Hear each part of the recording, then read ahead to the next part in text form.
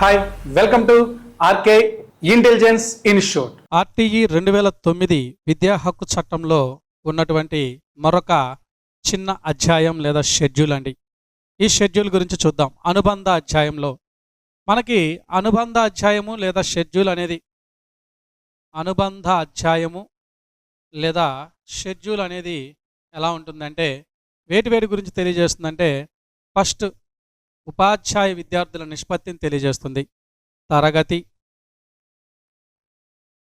ఉపాధ్యాయ విద్యార్థుల నిష్పత్తి,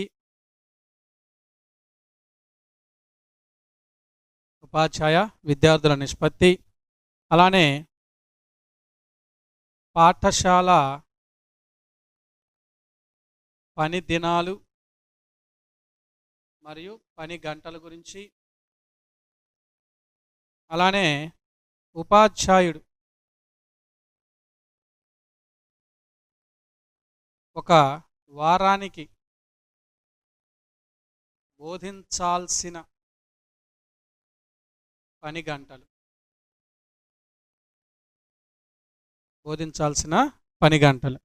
సో ఉపాధ్యాయ విద్యార్థి నిష్పత్తి, తరగతి, ఇవన్నీ కూడా ఒకసారి వీటికి సంబంధించిన అంశాల గురించి ఈ అనుబంధ అధ్యాయం తెలియజేస్తూ ఉంటుందండి.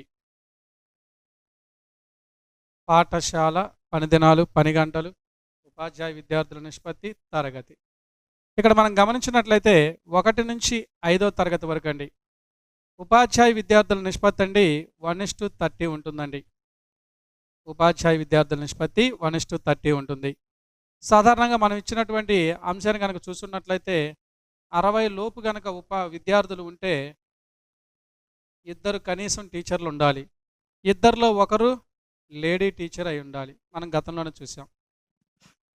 61 నుండి 90 వరకు అండి 61 నుండి 90 వరకు వచ్చేసరికి మొత్తం 3 టీచర్లు ఉంటారు. అలానే 91 నుంచి 120 వరకు అండి మొత్తం 4 టీచర్లు ఉంటారు. 121 నుండి 200 వరకు అండి మొత్తం 5 టీచర్లు ప్లస్ ఒక హెచ్ఎం ఉంటాడండి. మరి ఇక్కడ రేషియో మనం చూసున్నట్లయితే 200 దాటిందనుకోండి, విద్యార్థుల సంఖ్య 200 దాటితే రేషియో మారుతుందండి, 1:40 అవుతుందండి. బిట్టు మీద చాలాసార్లు అడిగాడు. ఒక ప్రాథమిక పాఠశాలలో కనుక ఉపాధ్యాయుల సంఖ్య 200 దాటితే ఏమవుతుంది? రేషియో 1:40 అవుతుంది. ఇక్కడ మీరు చూస్తున్నట్లయితే ఈ వచ్చేటువంటి హెచ్ఎం ఎప్పుడు వస్తాడు అంటే విద్యార్థుల సంఖ్య 150 దాటితే అండి. విద్యార్థుల సంఖ్య మ్యాజిక్ ఫిగరు 150 లేదా 150 దాటితే హెచ్ఎం వస్తాడు, ఫుల్ టైం హెచ్ఎం. అప్పుడు దాకా మరి ఎవరు ఉంటారండి? ఫుల్ టైం హెచ్ఎం అంటే 150 మంది 149 లోపు కనుక ఉంటే ఆ పాఠశాలలో ఉన్నటువంటి ఎవరో ఒక సీనియర్ టీచరు ఏమవుతూ ఉంటాడంటే హెచ్ఎంగా కొనసాగుతుంటాడే తప్ప హెచ్ఎంకి వచ్చే జీతభత్యాలు, ఎలవెన్స్లు ఇట్లాంటివి ఏమీ రావు. మరి పాఠశాల పనిదినాలు ఎన్ని ఉంటాయి అంటే 200 పనిదినాలండి, 200 రోజులండి. పని గంటలు వచ్చి 800 గంటలండి, వర్కింగ్ అవర్స్. ఒక ఉపాధ్యాయుడు, ప్రాథమిక ఉపాధ్యాయుడు ఒక వారానికి 40 గంటలు బోధించాలండి. 42 గంటలు బోధిస్తాడండి. 42 గంటలు బోధించాలి. ఇది ఎవరికి సంబంధించింది? ప్రాథమిక పాఠశాలకు సంబంధించిన అంశాలు. తర్వాత వచ్చినట్లయితే మనకి 6th to 8th క్లాస్ అండి. ఇక్కడ రేషియో వచ్చేసరికి అండి 1:35 ఉంటుందండి. ప్రైమరీ సెక్షన్కి వచ్చేసరికి, ప్రాథమిక విద్యకు వచ్చేసరికి, ప్రాథమిక స్థాయి వారికి వచ్చేసరికి వాస్తవానికి 1 to 8th ప్రాథమిక స్థాయి అనండి ఆర్టీఈ ప్రకారం. కానీ రేషియోకి వచ్చేటప్పటికి ఏం చేశారంటే ప్రాథమిక స్థాయిలో మనకి 1:30 5th క్లాస్గా తీసుకున్నారు. 6th to 8th వచ్చేసరికి యూపీగా ప్రాథమికోన్నతగా గుర్తించారు. జస్ట్ ఇది ఓన్లీ రేషియో పరంగా మాత్రమే. 1 to 8th క్లాస్ వరకు మాత్రం ప్రాథమిక విద్య కింద పరిగణిస్తారు. ఇక్కడ వచ్చేసరికి 1:35 కాబట్టి ఇద్దరు టీచర్లు కంపల్సరీ ఉంటారు కాబట్టి 70 లోపు వచ్చేసరికి పిల్లలు మనకి ఇద్దరు టీచర్లు ఉంటారు. ఇద్దరు టీచర్లో ఒకరు లేడీ టీచర్ ఉంటారు. తర్వాత ఇక్కడ చూస్తున్నట్లయితే విద్యార్థుల సంఖ్య అండి 100 దాటితే అండి, విద్యార్థుల సంఖ్య దాటితే 100 దాటితే హెచ్ఎం వస్తాడండి. ఒక ఫుల్ టైం హెచ్ఎం వస్తాడు. విద్యార్థుల సంఖ్య 100 దాటితే ఫుల్ టైం హెచ్ఎం వస్తాడు. అదే విద్యార్థుల సంఖ్య 150 దాటితే అండి, విద్యార్థుల సంఖ్య 150 దాటితే రేషియో మారిపోతుందండి. రేషియో మారిపోతుంది. 1:40 రేషియో వస్తుంది. ఇది జాగ్రత్తగా గమనించండి. 100 దాటితే హెచ్ఎం వస్తాడు, ఫుల్ టైం హెచ్ఎం వస్తాడు, ఫుల్ టైం హెచ్ఎం వస్తాడు. అలానే పార్ట్ టైం టీచర్లు వస్తారండి. పార్ట్ టైం టీచర్లు ఎవరెవరు వస్తారంటే పిఈటి ఫిజికల్ ఎడ్యుకేషనల్ ట్రైనర్, అలానే విఈటి వొకేషనల్ ఎడ్యుకేషనల్ ట్రైనర్, అలానే డిఈటి డ్రాయింగ్ ఎడ్యుకేషనల్ టీచర్, ఇలా వస్తారండి. 100 దాటితేనేమో హెచ్ఎం వస్తాడండి. 150 దాటితే రేషియో మారిపోతుంది, 1:40 వస్తుంది. మరి పని దినాల సంఖ్య 220 రోజులు ఉండాలి. పని గంటలు 1000 గంటలు ఉంటాయండి. మరి ఒక వారానికి బోధించాల్సినటువంటి పని గంటలు వచ్చేసరికి మొత్తం 45 గంటలు ఉంటాయండి. 45 గంటలు ఉంటాయి.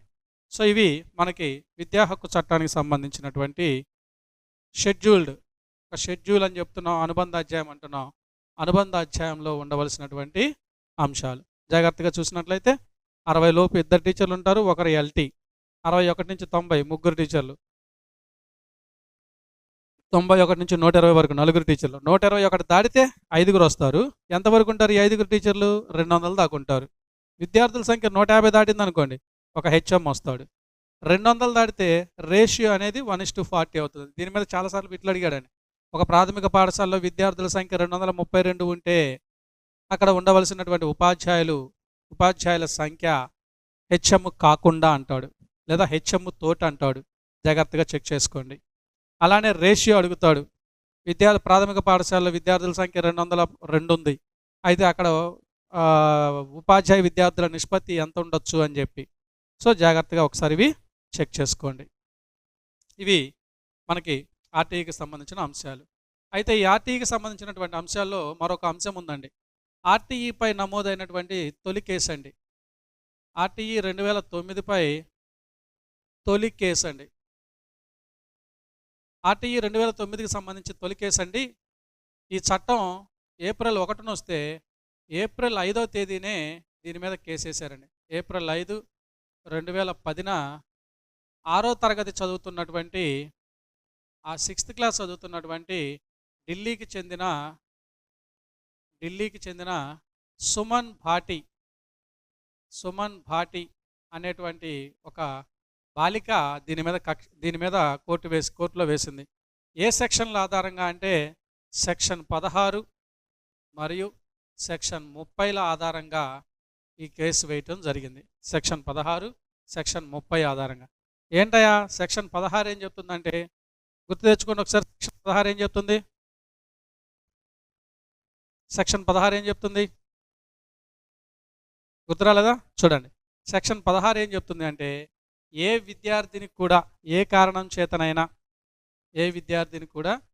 కారణం చేతైనా ప్రాథమిక విద్య పూర్తయ్యేంత వరకు తొలగించరాదు మరియు అదే తరగతిలో కొనసాగించరాదు. రెండవసారి కొనసాగించరాదు.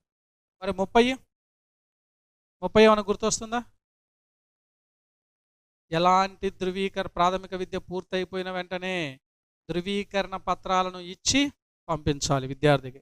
ఎలాంటి ధృవీకరణ పత్రాలు ఇవ్వకుండా ప్రాథమిక విద్యను పూర్తి చేసినట్టుగా భావించి పిల్లవాడిని బయటకు పంపిస్తే, ధృవీకరణ పత్రాలు ఇవ్వకపోయినా సరే వాడు ఖచ్చితంగా ఆ హెచ్ఎం శిక్షార్హుడిగా ప్రకటించబడుతున్నాడు.